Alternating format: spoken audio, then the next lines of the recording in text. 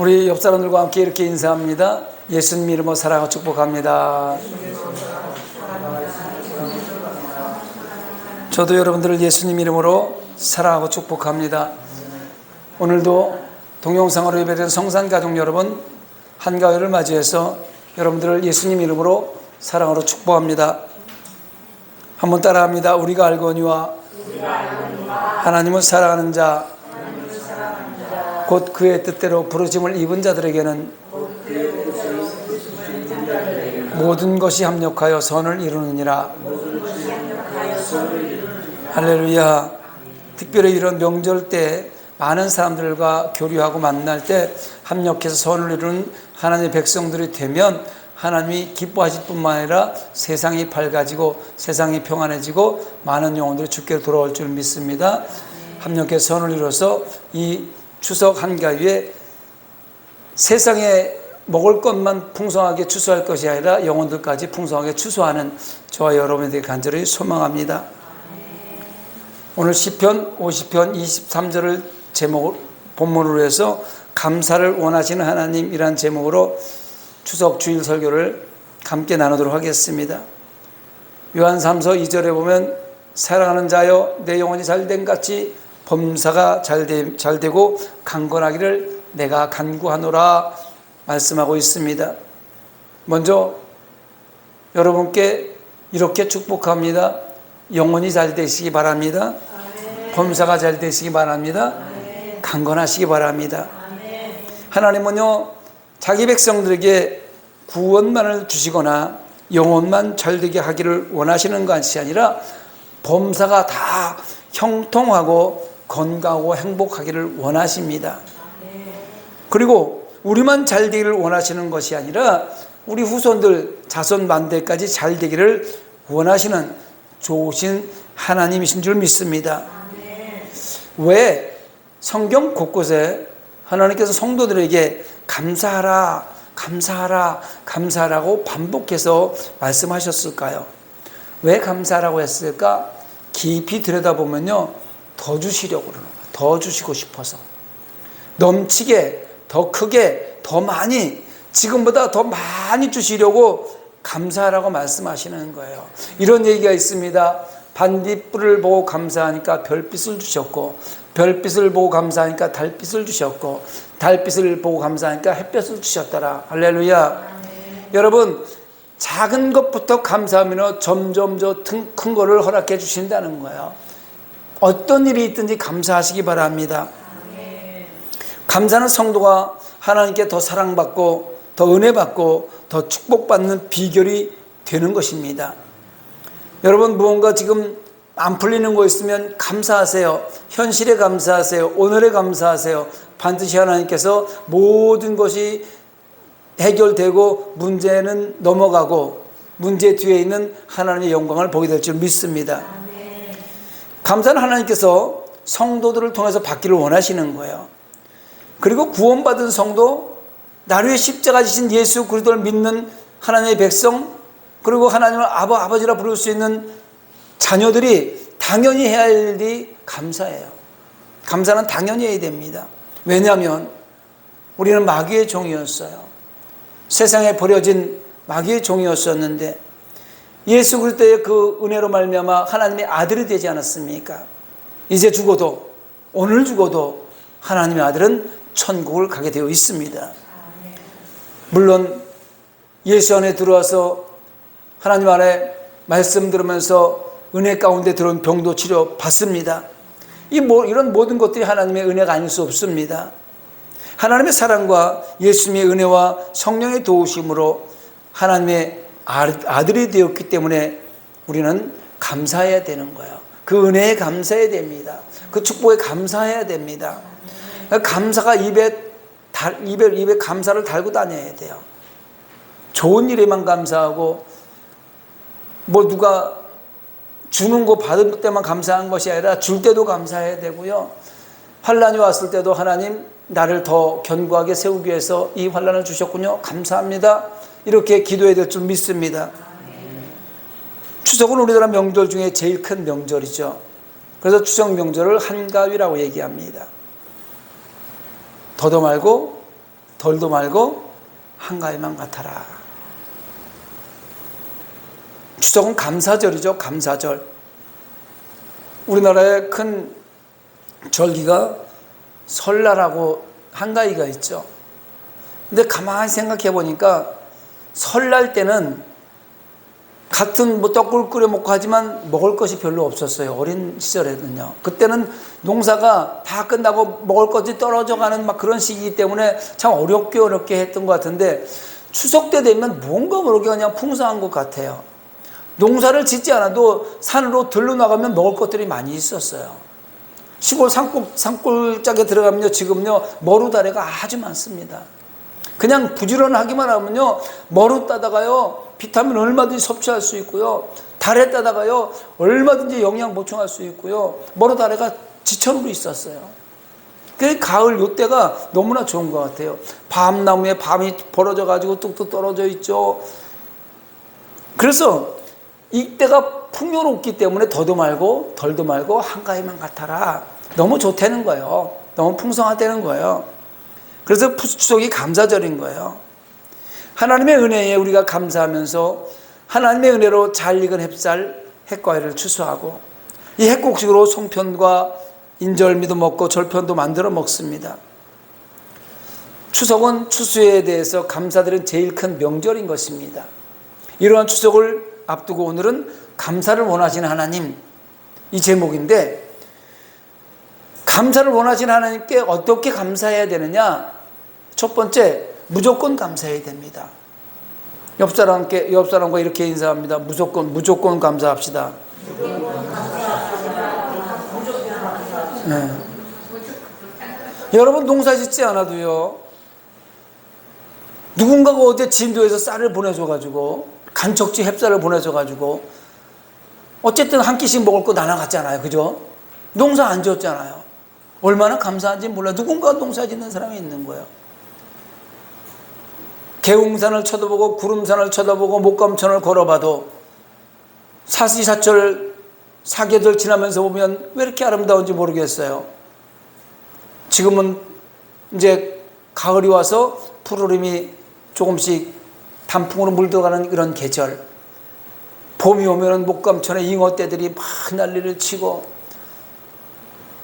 들풀들이 꽃을 피워서 이름 모를 꽃들이 우리를 곳곳을 향기롭게 하고 눈을 즐겁게 하고 엔돌핀이 돌게 하고 얼마나 좋은지 몰라요. 이런 것들을요, 이 자연 세계를 보면은요, 이게 하나님이 베푸신 은혜예요. 하나님께서 만드신 자연의 세계 아닙니까? 예수 믿고 구원받은 사람은 두말할 것도 없고, 예수를 믿지 않는 사람이라도, 성경을 모르는 사람이라도 교만하지만 않으면 자연의 섭리 속에서 하나님의 살아계심을 느낄 수 있는 거예요. 여러분이 저 산 꼭대기에 있는 도토리 나무에다 물 한 번 갖다 줬습니까? 그런데 시간이 되면 도토리가 얼마나 많이 떨어지는지 몰라요. 그렇죠? 그 하나님이 얼마나 우리에게 이 자연의 섭리를 만들어 주셨습니까? 감사할 수밖에 없어요.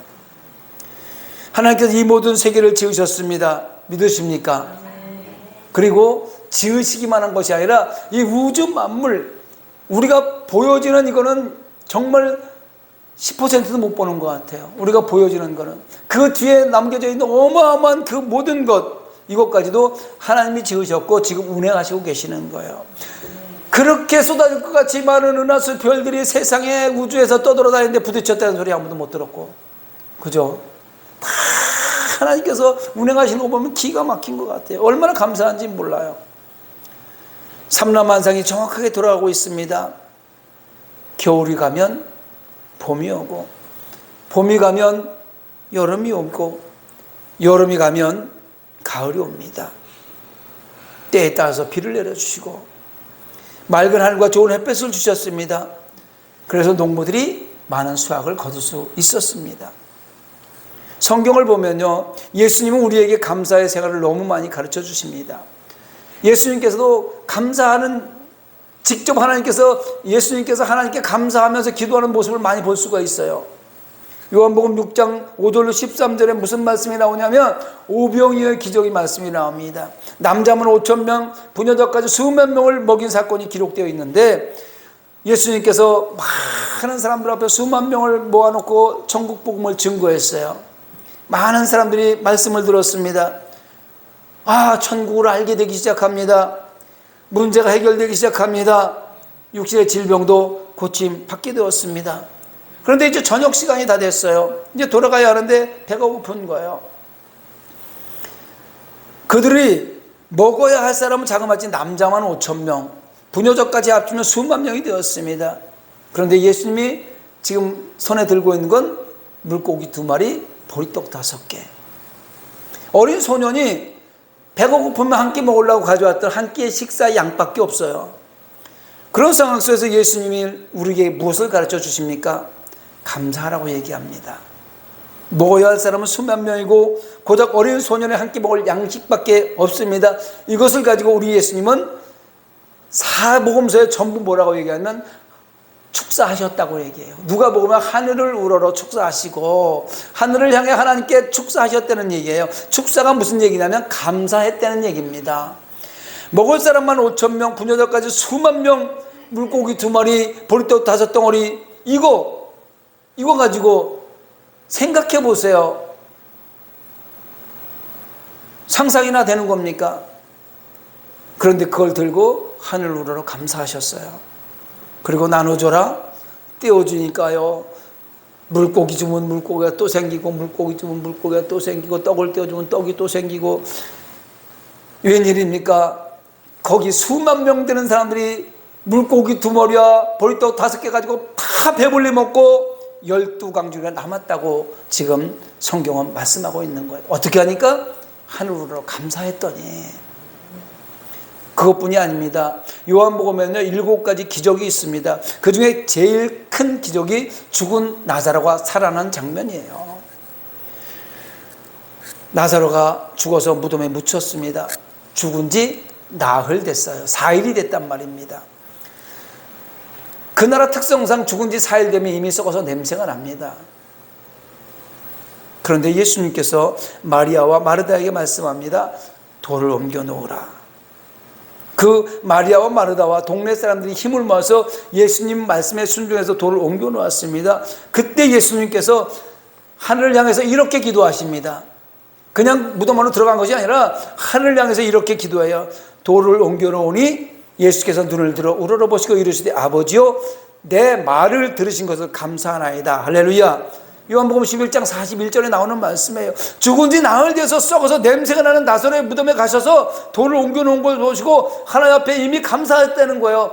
내 말을 들으신 것을 감사합니다. 살려준 것을 살려줄 것이 아니라 살려준 것을 감사합니다. 이렇게 기도했다는 거예요. 감사하고 나신 후에 예수님께서 무덤을 향해서 이렇게 외칩니다. 나사로야 나오라. 할렐루야. 그런데 웬일이에요? 죽은 나사로가 벌떡 일어나서 나오는 거예요. 수의를 입은 채로 수건을 동여맨 채로 걸어 나왔습니다. 어떻게 해서 이렇게 기적이 일어났습니까? 예수님이 하늘을 향해서 하나님께 감사했던 거예요. 그리고 명령하시니까 죽은 나사로가 썩어서 냄새나는 나사로가 살아서 나오게 되었습니다. 또 예수님은요 진정한 감사의 마음이 구원을 얻게 한다는 것을 감사하는 것으로 끝나는 것이 아니라 감사함으로 주 앞에 나오는 그 모습을 보고 구원을 얻는다는 것을 10 문둥병자의 치료 사건을 통해서 얘기해 주고 있어요. 예수님은요 성경에 보면 10명의 문둥병자를 치료해 줍니다. 그 10명 중에서 유대인이 9명이고 사마리아 사람 이방인이 1명이에요. 그리고 치료해 주고 나서 제사장에 가서 보여주고 와라 이렇게 얘기합니다. 보여주고 가라고 그랬어요? 보여주고 오라고 그랬어요? 보여주고 오라고 그랬어요. 왜냐하면 이때 문둥병자들은요 치료받았으면 제사장 앞에 가서 치료받았다는 확증을 받아야 그 치료받은 증서가 되는 거예요. 그래서 제사장에 가서 보여주고 오라고 했는데 가서 보니까 제사장한테 가보니까 10명이 다 갔는데 깨끗하게 치료받은 거예요. 너희들 다 치료받았어? 얘기했단 말이에요.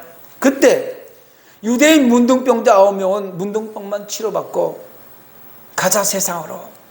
여러분 그동안에 문둥병은요 이스라엘 이때 당시에 유대인들에게 문둥병은요 사람들과 접촉할 수가 없어요. 따로 이렇게 성 밖에서 살 수밖에 없는 그런 상황 속이에요. 뭐 어떤 생활을 할 수 있는 입장도 못 되는 거예요. 친척도 못 만나고 친구도 못 만나고 사랑하는 사람도 못 만나는 거예요. 그런데 문둥병 치료받았다는 그 확증을 받고 나서 9명은 친구 만나러 친척 만나러 형제 만나러 세상을 향해서 가버렸습니다. 그런데 사마리아인이었던 문둥병자는 치료받은 모습을 보니까 너무 감격해서 가자 세상으로가 아니고 가자 예수님께로, 하나님 앞에 감사하고 예수님께 감사하러 가자, 이렇게 돌아왔습니다. 그랬더니 누가복음 17장 15절 17절에 이렇게 예수님께서 말씀하십니다. 그 중에 한 사람이 자기의 나온 것을 보고 큰 소리로 하나님께 영광을 돌리며 돌아와 예수의 발 아래 엎드려 감사하니 그는 사마리아 사람이라. 예수께서 대답하여 이르시되 10사람이 다 깨끗함을 받지 아니하였느냐? 그 9은 어디 있느냐? 이 이방인 외에는 하나님께 영광을 돌리러 돌아온 자가 없느냐 하시고 그에게 이르시되 일어나 가라, 내 믿음이 너를 구원하였느니라 하시더라. 할렐루야. 10명 모두에게 치료해주고 제사장에 보여주고 오라고 그랬는데 치료받은 모습을 보고 유대인 9명은 그냥 세상으로 가버린 거예요. 치료받았으니까 너무 좋다는 거예요. 그러고 그냥 하나님을 잊어버리는 거 가버린 거예요. 근데 사마리아 사람 한 사람이 와서 감사하다고 엎드린 거예요. 그러니까 뭐까지 구원받아? 영혼까지 구원받은 거예요.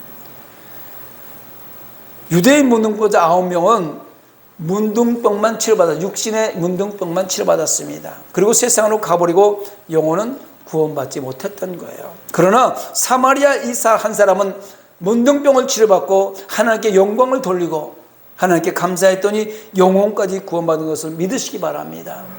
여러분, 우리도 이 세상에요, 예수 믿고 산다고 하지만 세상을 향해 나갈 때가 얼마나 많이 있는지 몰라요. 이럴 때 우리도 문둥병 걸린 거예요. 세상병 걸린 거란 말이에요. 세상 유행병 걸린 거예요. 이럴 때 영혼은 죽어가는 겁니다. 하나님 앞에 기도하고 감사하고 기도했을 때 하나님께서 다시 한번 우리에게 영혼이 잘 되고 범사가 강건한 축복을 허락하셨을 때 하나님 앞에 감사하면 다시 한번 우리 영혼이 하늘 향해 나아가는 구원받은 영혼이 될 줄 믿습니다. 하나님께 받은 은혜를 생각하면서 감사해야 됩니다. 감사는 은혜를 받은 자가 마땅히 취할 태도예요. 감사는 은혜를 받은 자가 보답하는 행위입니다. 감사는 구원받은 자가 드리는 예배인 것입니다. 우리가 왜 예배를 드릴까요? 왜 바쁜 시간에 예배를 드리고 있을까요? 구원해 주신 것이 감사해서. 티끌 같은 나, 먼지 같은 나를, 그 예수 그리스도의 독생자를 보내주시고 십자가에 못 박으셔서 우리 죄를 대속시켜주고 구원해 주신 그 은혜가 감사해서 감사 예배를 드리는 거란 말입니다. 그것이 오늘 본문의 말씀이 바로 그 말씀이에요. 감사로 제사를 드리는 자가 나를 영원롭게 하나니 그 행위를 옳게 하는 자에게 내가 하나님의 구원을 보이리라. 할렐루야. 구약에서의 제사는 신약에서 예배잖아요. 감사로 예배를 드리면 하나님께서 영광을 받으신다는 거예요. 오늘 저와 여러분 여기서 하나님 감사합니다. 추석 한가위를 맞이해서 풍요롭게 해주셔서 감사합니다. 이 모양 저 모양으로 살게 해주셔서 감사합니다. 먹을 거 주셔서 풍요롭게 해주셔서 감사합니다. 이렇게 예배를 드리면, 감사로 예배를 드리면 하나님께서 영광 받으신 거예요.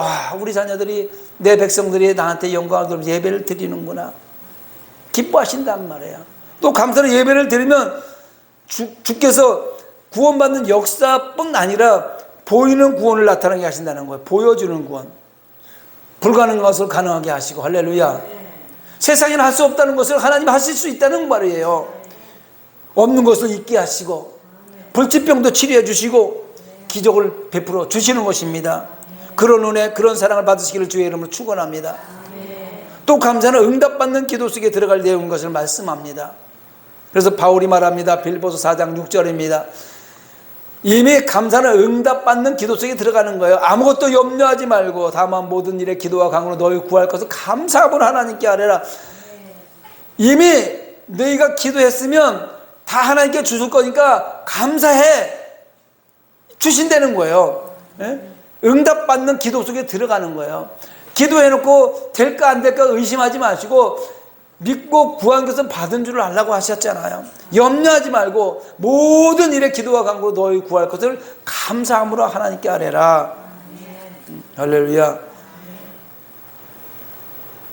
감사함으로 아뢰서 부족 없는 삶의 주인공들이 되시 바랍니다. 또 어떻게 감사해야 되냐면 부모와 조상님께 감사해야 돼요. 여기 우리 자녀들이 다빈이 하나밖에 없잖아요. 이 설교가 우리 자녀들이 들을 수 있으면 좋겠습니다. 그래서 자녀들이 이걸 듣고 부모님께 감사하고 또 조상님께 감사할 수 있으면 좋겠어요. 낳아주시고 길러주시고 수고하시는 부모님께 감사하는 거 두말할 것도 없습니다. 여러분 자녀들을 키울 때 어떻게 키웠습니까? 진자리 마른 자리 갈아내고 내가 하나 먹을 거 입에 넣을 거 그거 못 먹고 자녀들을 위해서 얼마나 수고했습니까? 그 부모를 감사하지 않을 수 없잖아요. 추우면 추울세라 더우면 더울세라 얼마나 고생하시면서 키워줬습니까? 그리고 그 부모들은 또 누구를 통해서 났어요? 그 조상들을 통해서 우리 할아버지, 증조부, 고조부, 할아버지를 통해서 낳았고 할머니, 할아버지를 통해서 낳은 거예요. 우리는 이분들이 계심으로 인해서 육신을 얻고 이 땅에 태어난 것입니다. 그래서 한자 성어에도요 신체발부 수지부모라는 말이 있어요. 우리의 몸과 육체는 부모한테 받은 고귀한 것이므로 이것을 감히 손상치 않는 것이 효의 시작이다. 그 부모님들의 손길과 희생, 피와 눈물과 땀이 없었으면 우리는 이 세상에 태어날 수 없었습니다. 우리 민족 5,000년 역사를 이어올 수도 있었던 것은 우리 부모와 조상들이 있었기 때문입니다. 옛날 사진 한번 이렇게 쭉 6.25 이전의 사진 한번 쭉 한번 보세요. 그 사진도 사실 우리 조상들의 사진 아닙니까? 우리의 선조들의 사진이란 말이에요. 나무 지게 치고 집신 신고 그 한복 같은 거 그거 입고 동종 메고 좀 잘 사는 사람들은 갓 쓰고 이런 시절이 우리 어린 시절에 잠깐 보았던 것 같아요. 이런 분들이 수고와 흘린 피땀으로 말미암아서 지금 우리가 이렇게 잘 살 수 있는 여건이 된 거예요. 그렇기 때문에 우리는 부모에게 감사하는 것은 아름다운 예절입니다. 부모님께 감사하는 성경적 가르침이에요. 성경에도요 자녀들아 주 안에서 너희 부모에게 순종하라 이것이 옳으니라 네 아버지와 어머니를 공경하라 이것이 약속 있는 첫 계명이니 이로써 내가 잘되고 땅에서 장수하리라. 에베소 6장 1절로 3절의 말씀입니다. 나아가시는 이의 기르심에 돌보시는 이를 생각해야 되는 거예요. 그래서 10계명 중에 대인계명의 첫 번째가 내 부모를 공경하라예요. 내 부모를 공경하라. 1계명도 4계명은 하나님을 향한 계명이라고 한다면 하나님과 인간의 관계, 인간과 인간 관계의 계명 중 첫 번째 계명이 내 부모를 공경하라예요. 우리가 자라서 어린 자녀에게 정성을 쏟을 때 부모님의 은혜를 그때서야 세상 깨닫고 철이 들기도 합니다. 아이들이 건강하게 자라면 부모의 마음을 잘 모릅니다. 시집가 보니까 엄마 마음 알겠어. 장가가 보니까 아버지 마음 알겠어. 식구들 먹여 살리니까 남자들이 얼마나 고생하는 줄 알겠어. 살림해 보니까 엄마가 얼마나 고생했는지 알겠어. 이렇게 얘기들 하잖아요. 그런데 아이들이 병이 들었다든지 말썽을 부른다든지 애들이 건강하게 잘 클 때는 잘 몰라요. 우리 애들이 막 잘 크면 모르는데 병이 들었을 때 간혹 보면 야 나도 이렇게 아팠을 때 우리 엄마가 어떻게 했을까 이런 생각이 들지 않아요? 우리 아버지도 우리 어머니도 이렇게 고생하셨겠지. 내가 그렇게 말썽 부를 때 얼마나 가슴이 아프셨을까 얼마나 괴로우셨을까 하면서 부모님 마음을 생각하는 것입니다. 그러므로 부모께 감사한다는 것을 행동으로 표시해야 돼요.